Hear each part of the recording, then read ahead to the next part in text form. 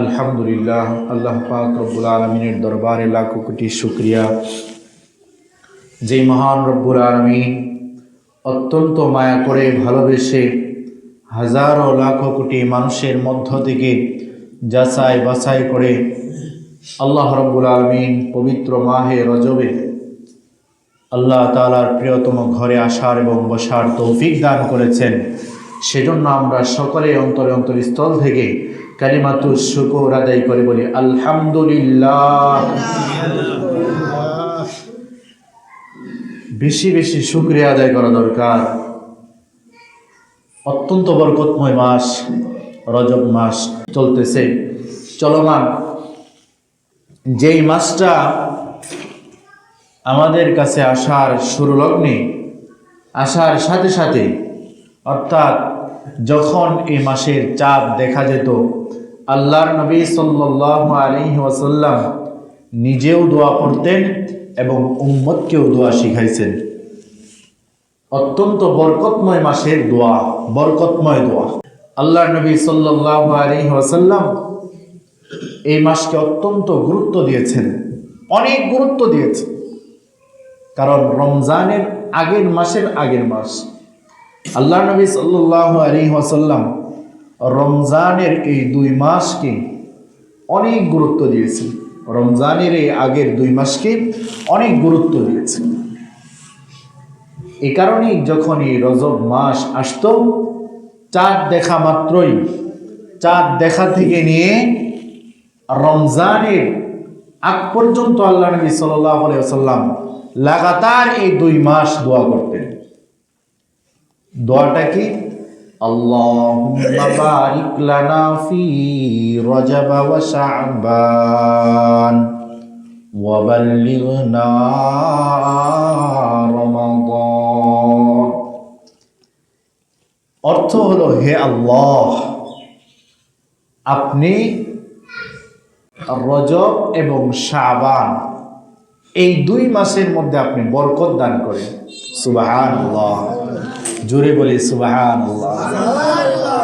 আল্লাহ নবী সাল্লাল্লাহু আলাইহি ওয়াসাল্লাম উল্লেখ করেন, আল্লাহুম্মা বারিক লানা ফি মালিনা, আল্লাহুম্মা বারিক লানা ফি রিজকিনা, আল্লাহুম্মা বারিক লানা ফি হায়াতিনা।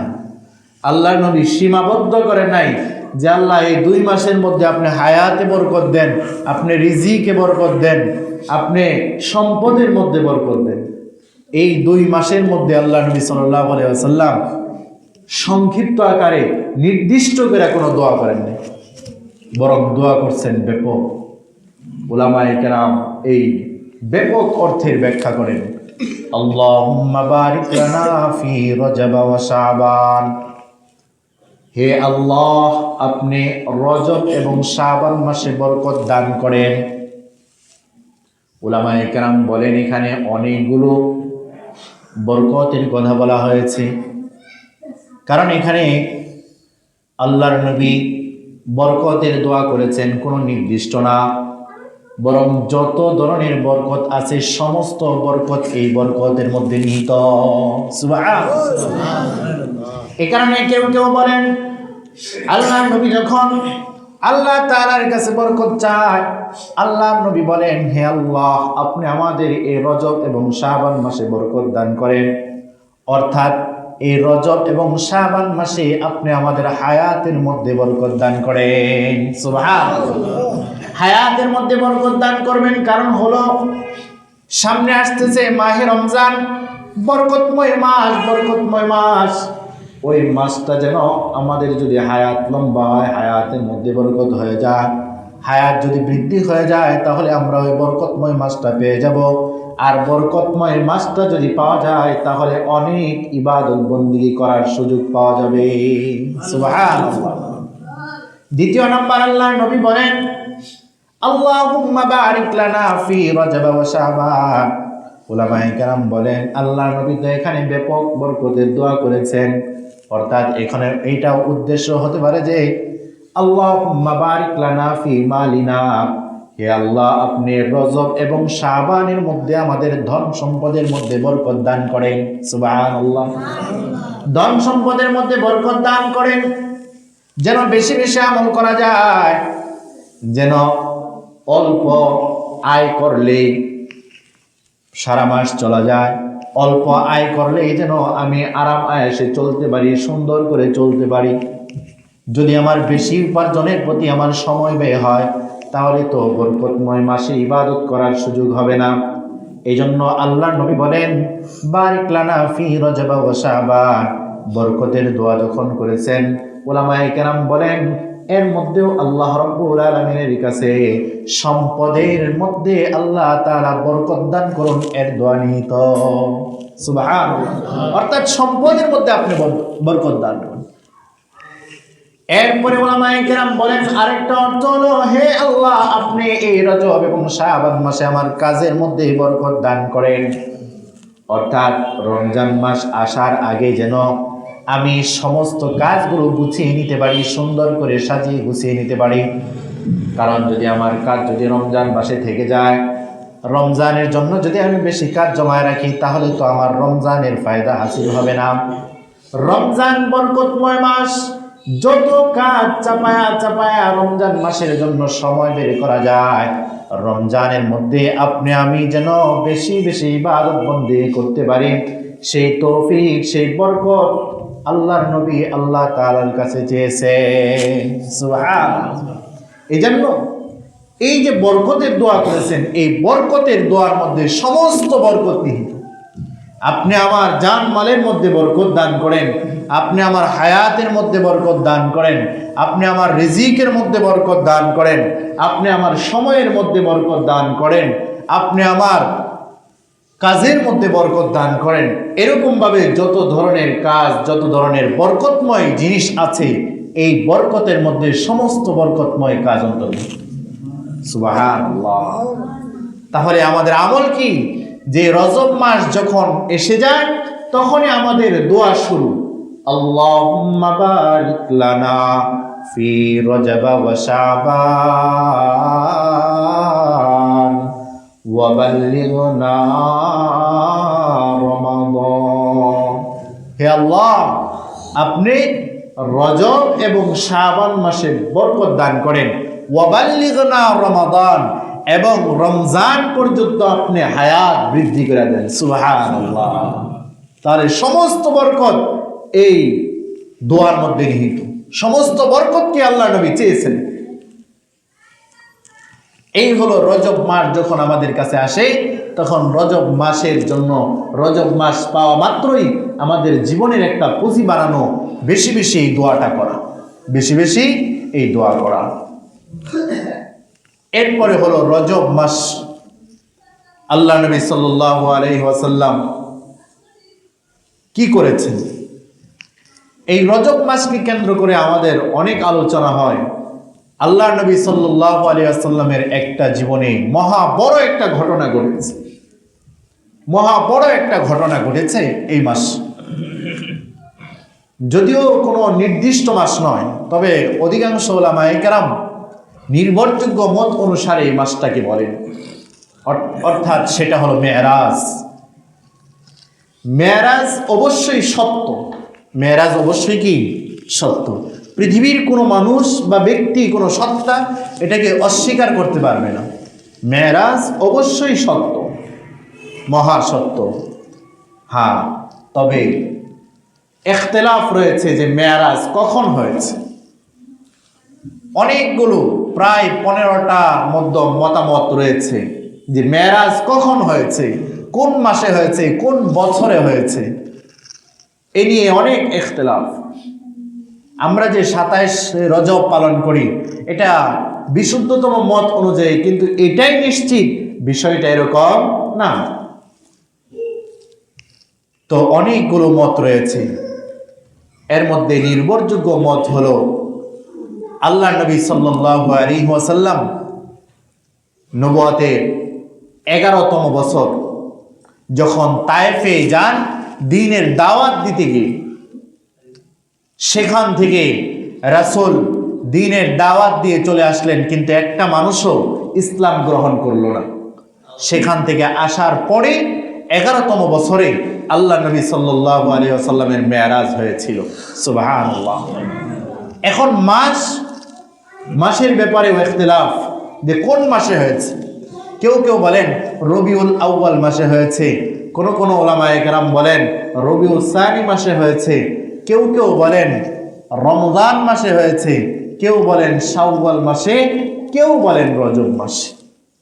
তবে নির্ভরযোগ্য মত অনুযায়ী সকলেই বলেন যে রজব মাসের 27 তারিখ, অর্থাৎ 26তম দিন অতিবাহিত হওয়ার পরে যে সামনে আগত রাতটা আসে, ওই রাতটাই হলো শবে মেরাজ। সুবহানাল্লাহ, জোরে বলেন শবে মেরাজ। আল্লাহ নবী সাল্লাল্লাহু আলাইহি ওয়াসাল্লাম মেরাজে গিয়েছিলেন। এই ব্যাপারে আল্লাহ রাব্বুল আলামিন নিজেই সাক্ষ্য প্রদান করেন। সূরা বনী ইসরাঈল 15 নম্বর পারা 1ম নম্বর আয়াত, আল্লাহ রাব্বুল আলামিন বলেন, সুবহানাল্লাযী আসরা বিআবদিহি লাইলাম মিনাল মাসজিদিল হারাম ইলাল মাসজিদিল আকসাল্লাযী বারাকনা হাওলাহু লিনুরিয়াহু মিন আয়াতিনা ইন্নাহু হুয়াস সামিউল বাসীর। আল্লাহ রাব্বুল আলামিন বলেন, আল্লাহর নবী সাল্লাল্লাহু আলাইহি ওয়াসাল্লামের মেরাজ হয়েছে। এই যে আল্লাহ তাআলা এই আয়াতের মধ্যে বলেন মেরাজ হয়েছে। তো আল্লাহ নবী সাল্লাল্লাহু আলাইহি ওয়াসাল্লামের মেরাজের 2টা অংশ ছিল। একটা অংশকে বলা হয় ইসরা, অর্থাৎ আল্লাহ রাব্বুল আলামিন এই আয়াতের মধ্যে উল্লেখ করেছে, সেটা হলো বাইতুল্লাহ শরীফ থেকে নিয়ে বাইতুল মুকাদ্দাস পর্যন্ত। সুবহানাল্লাহ। আল্লাহ তাআলা বাইতুল্লাহ থেকে নিয়ে বাইতুল মুকাদ্দাস পর্যন্ত ভ্রমণ করিয়েছেন, এটাকে বলা হয় ইসরা। 2 নম্বর মেরাজ মানে হলো সিঁড়ি, বাইতুল মুকাদ্দাস থেকে নিয়ে আল্লাহ রাব্বুল আলামিন আরশে আজিম পর্যন্ত আপনার আমার হাবিব সরকারে দু আলম নবী জনাবে মুহাম্মদুর রাসূলুল্লাহকে নিয়ে গিয়েছেন। সুবহানাল্লাহ। আরশে আজিম পর্যন্ত নিয়ে গেছেন। তো জমিনের যে ভ্রমণ হয়েছিল সেটা কেমন, কিভাবে আর কেনই হয়েছিল এই মেরাজ, এই প্রশ্নগুলোর উত্তর আল্লাহর নবী সাল্লাল্লাহু আলাইহি ওয়াসাল্লাম জমিনে যখন আসেন, গোটা পৃথিবী শিরক, কুফর আর বেদাতের অন্ধকারে নিমজ্জিত ছিল। কুফর, শিরক আর বেদাতের অন্ধকারে নিমজ্জিত ছিল। আল্লাহ রাব্বুল আলামিন আমাদের নবী সাল্লাল্লাহু আলাইহি ওয়াসাল্লামকে পাঠাইলেন এই পরিস্থিতিতে। আল্লাহর নবী দ্বীনের দাওয়াত দিতে লাগলেন, সত্যের আওয়াজ শুধু উচ্চারণ করতে লাগলেন। কিন্তু পৃথিবীর মানুষ, মক্কার মানুষ এত জুলুম আর নির্যাতন শুরু করে দিল, কারণ আল্লাহ নবী সাল্লাল্লাহু আলাইহি ওয়াসাল্লামের মিশন ছিল লা ইলাহা ইল্লাল্লাহু মুহাম্মাদুর রাসূলুল্লাহ, এক আল্লাহ ছাড়া অন্য কোনো সত্তা নাই।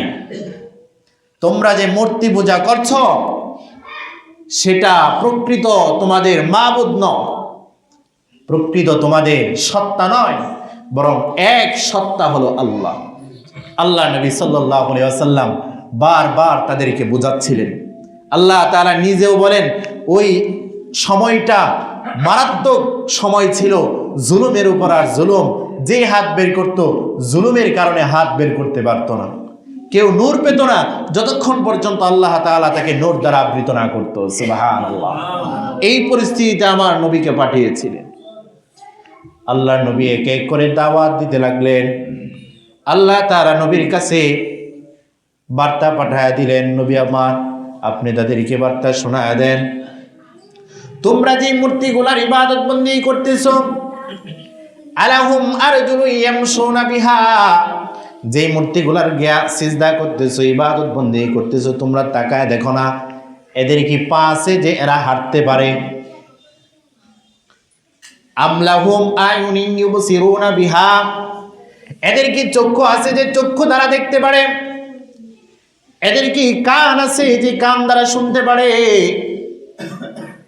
এরা তো এমন কোনো সত্তা নয়, এমন কোনো ব্যক্তিও না যারা তোমাদের উপকার করতে পারে, তোমাদের সাহায্য করতে পারে। ইভেন এরা নিজেদের সাহায্য সহযোগিতাও করতে পারে না, তাহলে তোমরা কেন এদের মূর্তি পূজা করতেছো, কেন এদের ইবাদত বন্দি করতেছো? আল্লাহ নবী যখন এদের দ্বীনের দাওয়াত দিতে লাগলেন, আরে গোটা পৃথিবী তো রাসূলের বিরুদ্ধাচরণ করতে লাগলো। শুধু তাই না, নিজের আত্মীয় স্বজন, নিজের কলিজার টুকরা চাচারাও রাসূলের বিরুদ্ধাচরণ করতে আরম্ভ করলো। নাউজুবিল্লাহ, নিজের চাচারাও বিরুদ্ধাচরণ করতে আরম্ভ করলো। অথচ এরা নবীজি ইসলামের পূর্বে, নবুয়তি পাওয়ার পূর্বে আল্লাহর নবীকে এরা গোটা মক্কা নগরীতে আল আমিন বলে উপাধি দিয়েছিল। যদি পৃথিবীর বুকে সত্যবাদী আমানতদার কোনো ব্যক্তি থাকে, সেটা হলো আমাদের ভাতিজা মুহাম্মদ। সুবহানাল্লাহ।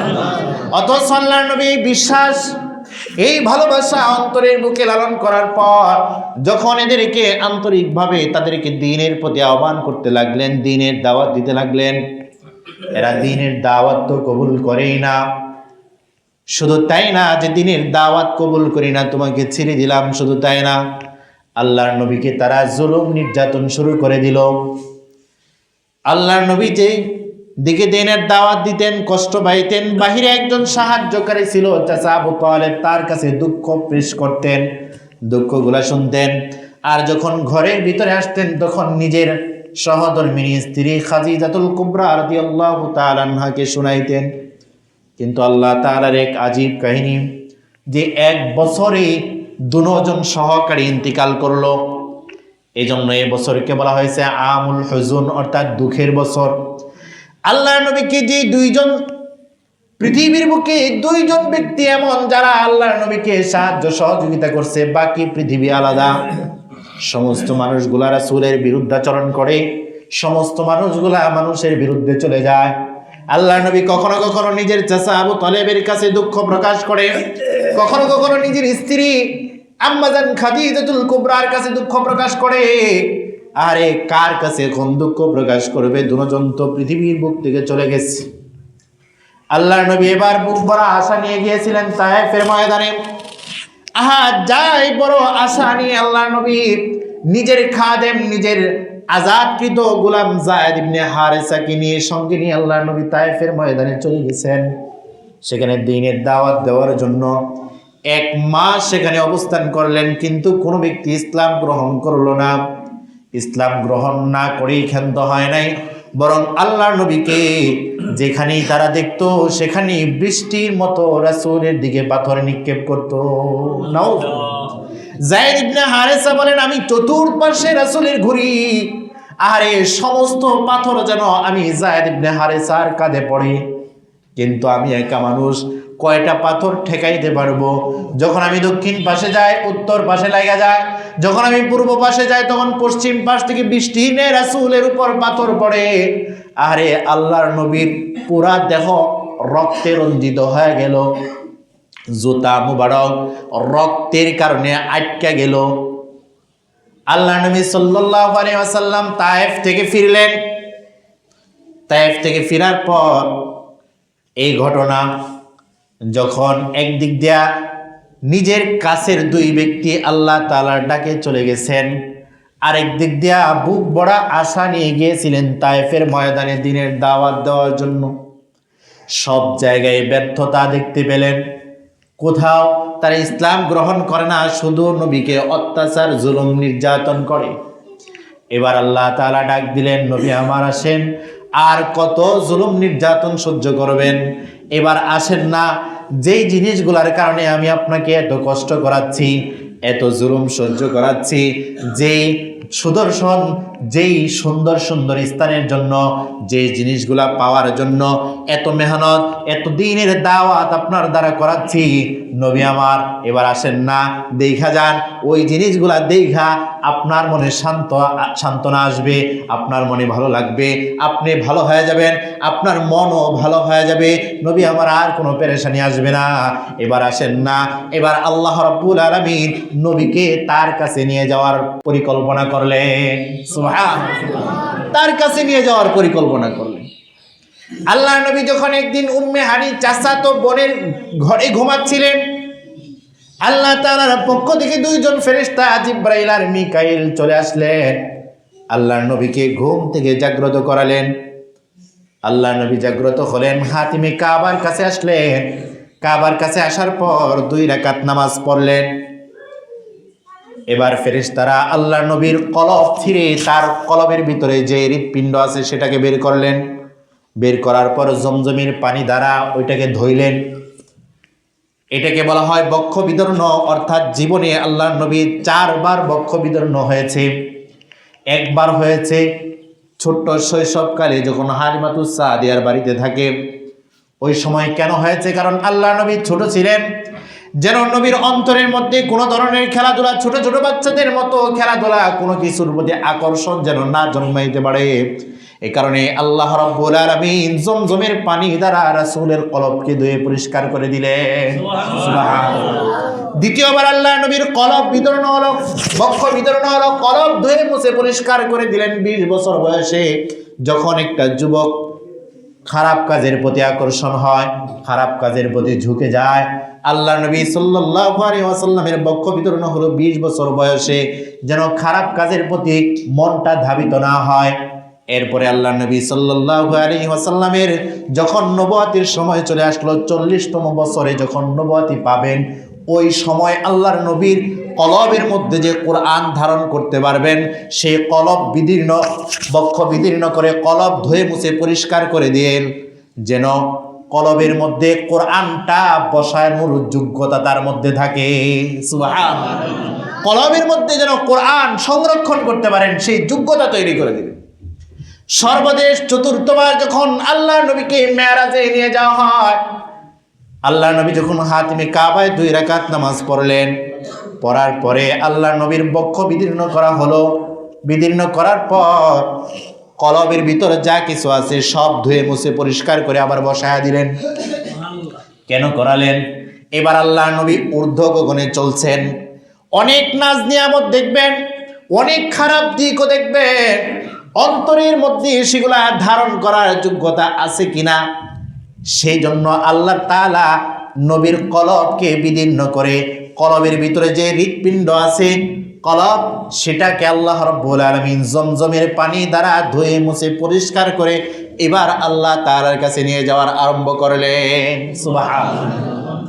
আল্লাহ নবী সাল্লাল্লাহু আলাইহি ওয়াসাল্লাম যখন এই কাজগুলো শেষ করলেন, শেষ করার পরে জিবরাইল আমিন একটা জান্নাতি পশু সামনে রাখলেন, অর্থাৎ যেটাকে বলা হয় বুরাক, দ্রুতগামী বাহন। দ্রুতগামী বাহন যখন সামনে রাখলেন, আল্লাহ নবীকে বলা হলো, ইয়া রাসূলুল্লাহ, ইয়া হাবিবাল্লাহ, আপনি বাহনের উপর ওঠেন। যখন আল্লাহ নবী উঠলেন, ওই বাহনটা আর সামনে চলে না, ওই বাহনটা আর সামনে চলে না, সামনে যায় না।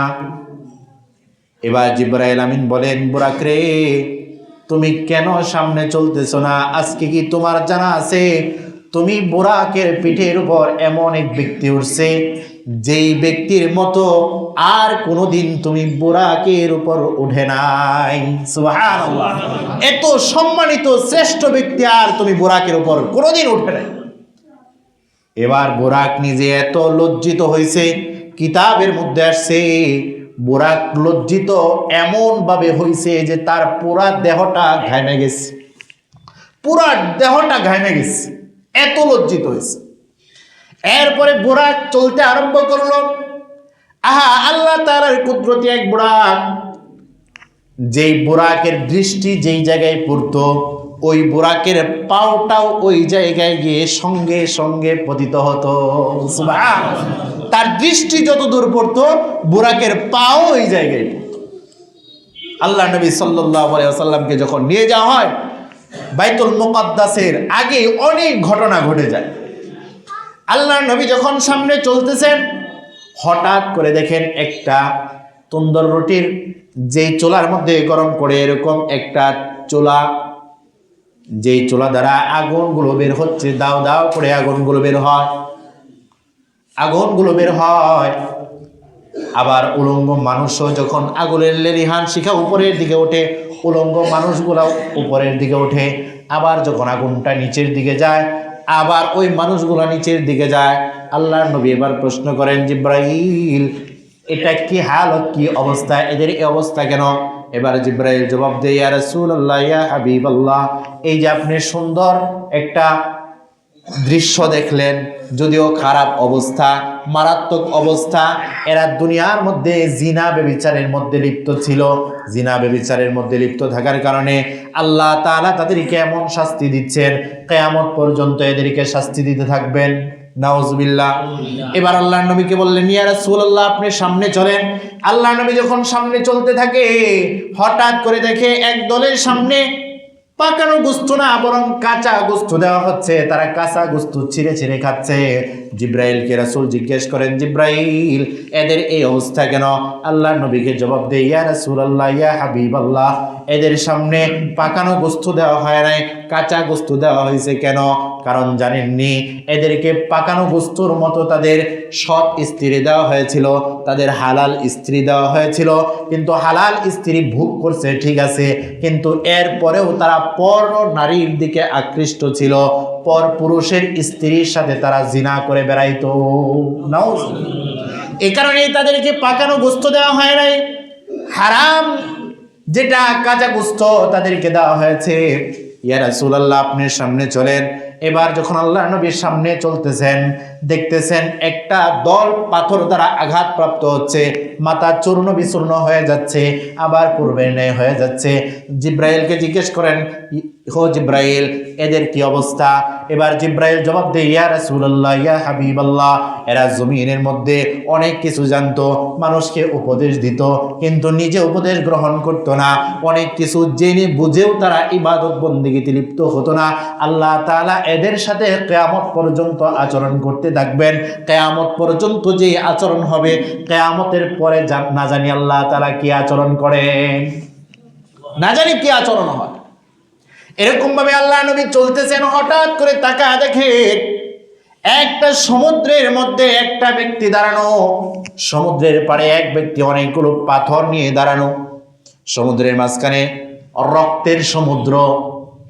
ওই ব্যক্তিটা যখন দাঁড়িয়ে আসতে থাকে, এই পাহারাদার ব্যক্তি এক একটা পাথর নিক্ষেপ করে সে যখন কাছে চলে আসে, আবার ওই সমুদ্রের মাঝখানে চলে যায়।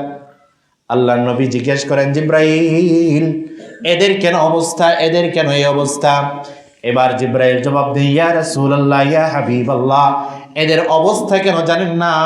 এরা জমিনের মধ্যে মানুষের যে মানুষগুলো ইনকাম করতো খুব কষ্ট করে, যে মানুষগুলা রুজি রোজগার আয় করতো অনেক কষ্ট করে, তারা চলতে পারতো না, তারা অনেক কষ্ট করে চলতো, তারা রিজিক খাইতো অনেক কষ্ট করে, তারা দুনিয়ার মধ্যে জীবিকা অর্জন করতো অনেক কষ্ট করে চলাফেরা করত। কিন্তু এই সমস্ত লোকগুলা এদের টাকাগুলা হাতায় নিত। আহারে এরা সমাজের মধ্যে, এরা দেশের মধ্যে তারা বলে বেড়াইতো, আমরা তো দানশীল, আমরা তো অমুক, আমরা তো এমন, আমরা তো এমন। কিন্তু গোপনে গোপনে ওই গরিব দুঃখীদের কাছ থেকে তারা দিত, ঠিক আছে যে তোমাকে হাওলাত দিলাম, মানুষকে জানাইতো আমি হাওলাত, কিন্তু গোপনে গোপনে সুদগুলা গ্রহণ করত, হারামগুলা ভক্ষণ করত, হারাম খাইতো, হারামে চলতো, দুনিয়ার কেউ জানতো না। কিন্তু আল্লাহ রাব্বুল আলামিন তো জানেন আজকে তাদের সাথে এরকম আচরণ করা হচ্ছে, এদের সাথে কিয়ামত পর্যন্ত এরকম আচরণ করা হবে। নাউজুবিল্লাহ। এরকম অনেক ঘটনা ঘটে। সর্বশেষ আল্লাহর নবীকে বাইতুল মুকাদ্দাসের মধ্যে পৌঁছায় দেয়। অনেক ঘটনা রাস্তার মধ্যে ঘটে গেল। সর্বশেষ বাইতুল মুকাদ্দাসে বসলো। আল্লাহ রাব্বুল আলামিন আমার আপনার নবী কেমন নবী ছিলেন, আহা আমার আপনার নবীকে বাইতুল মুকাদ্দাসে স্বাগত জানানোর জন্য পূর্বের যত নবী রাসূল ছিল সমস্ত নবী রাসূলকে একত্র করছেন। সুবহানাল্লাহ। স্বাগত জানানোর জন্য আল্লাহর নবী বাইতুল মুকাদ্দাসে প্রবেশ করলেন, 2 রাকাত নামাজ পড়লেন, এরপরে আজান হয়ে গেল। আল্লাহর নবী এবার সবাই চিন্তা করতে থাকে কে ইমামতি করবে, কে ইমামতি করবে। আহারে সবার তো দিলের তামান্না পূরণ হয় না। জিব্রাইল আমিন আমার নবীর হাত ধরে সামনে আগায়া দিলেন, ইয়া রাসূলুল্লাহ আপনি ইমামতি করেন। সুবহানাল্লাহ। আল্লাহর নবী ওই জায়গায় সমস্ত নবী রাসূলদের ইমামতি করে ইমামুল মুরসালিন হয়ে গেলেন। সুবহানাল্লাহ। আল্লাহর নবী ইমামতি করার পর যত বড় বড় নবী রাসূল ছিলেন সবার সাথে সাক্ষাৎ করলেন। সাক্ষাৎ করার পর এবার যখন বাইতুল মুকাদ্দাস থেকে বের করেন ঊর্ধ্ব আকাশে উঠবেন, এবার আল্লাহর নবীর সামনে তিনটা বিষয় পেশ করা হলো। 1 নম্বর পানি পেশ করা হলো, 2 নম্বর দুধ পেশ করা হলো, 3 নম্বর শরাব পেশ করা হলো। আল্লাহর নবী দুধটা গ্রহণ করলেন।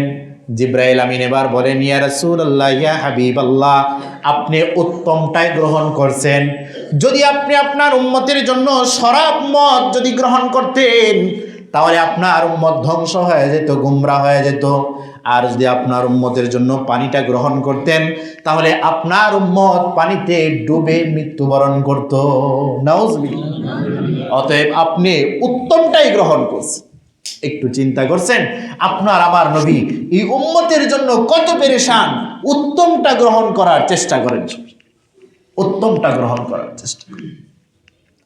এরপরে আল্লাহর নবী সাল্লাল্লাহু আলাইহি ওয়াসাল্লাম ঊর্ধ্ব আকাশে উঠবেন। এই পর্যন্ত ছিল ইসরা, মনে আছেনি? বলছিলাম যে 2টা অংশ, 1 নম্বর ইসরা, 2 নম্বর মেরাজ। দুটোটাকে একত্রেও মেরাজ বলা হয়, কিন্তু কোরআনের ভাষায় আল্লাহ রাব্বুল আলামিন যে কথাটা বললেন যে সুবহানাল্লাযী আসরা বিআবদিহি লাইলাম মিনাল মাসজিদিল হারাম, আমি আমার বান্দাকে কি করছি? মসজিদুল বাইতুল্লাহ থেকে নিয়ে মসজিদে হারাম থেকে নিয়ে বাইতুল মুকাদ্দাস পর্যন্ত রাত্রি বেলায় ভ্রমণ করাইছি। আল্লাযী বারাকনা হাওলাহু, তার আশপাশে আমি অনেক বরকত রেখে দিচ্ছি।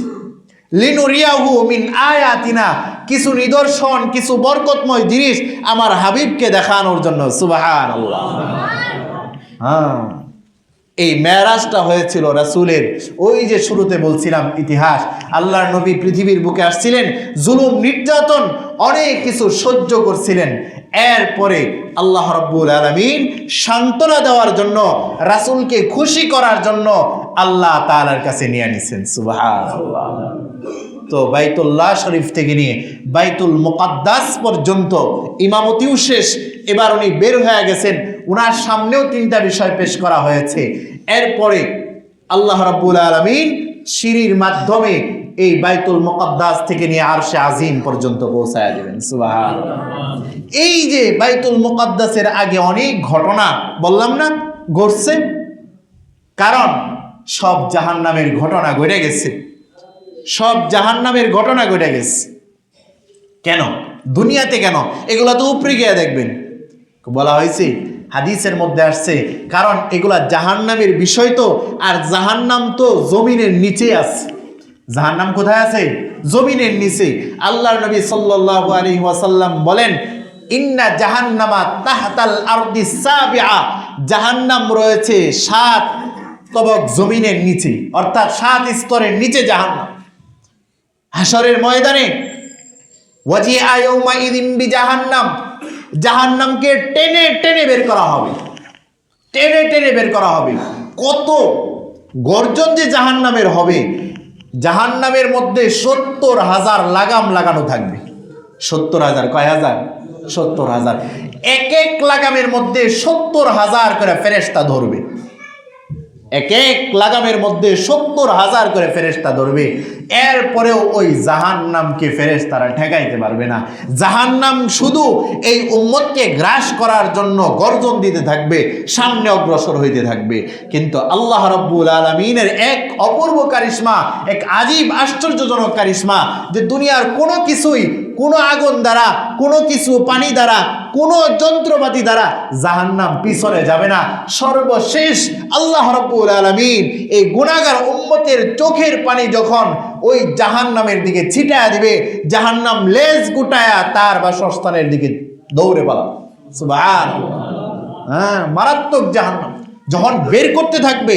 এখন জাহান্নামটা সংকুচিত আছে, যদিও দুনিয়ার বৈজ্ঞানিকরা এটা বিশ্বাস করতে চায় না, কিন্তু তারা অনেকবার যাচাই বাছাই করে দেখছে যে মাটির নিচে খনন করে মাটির তলদেশ পর্যন্ত যাওয়া যায় কিনা, কিন্তু না, আজও পর্যন্ত বৈজ্ঞানিক যাইতে পারে নাই। কিয়ামত পর্যন্ত চেষ্টা করেও এটা বের করতে পারবে না। এবং তারাই নিজেরা যদিও বিশ্বাস করতে চায় না অনেকে, কিন্তু এই কথা বলতে বাধ্য হয়। অনেক সময় যে পৃথিবীর বুকে অনেক আগুন লাগে, এই লাগে ওই লাগে, এটা মাটির নিচ থেকেই বের হয়। সুবহানাল্লাহ। আল্লাহ তাআলা যে তাদের মুখ থেকে এতটুকু কথা বের করে দিয়েছেন, এটাই যথেষ্ট। তাদের বাসায় আছে, তারা যখন পরীক্ষা করে যে মাটির নিচে যাবে, কিন্তু সর্বশেষ কয়েক কিলোমিটার, কয়েক মাইল নিচে যাওয়ার পরেই তারা গিয়ে একটা শক্ত একটা পর্দা পায়, যে পর্দাটা ভেদ করে তার নিচে যাওয়া সম্ভব হয় না। আল্লাহ তাআলা আমাদের সকলকে এই ইসরা এবং মেরাজ বুঝার তৌফিক দান করুক। সবাই বলেন আমিন। সর্বশেষ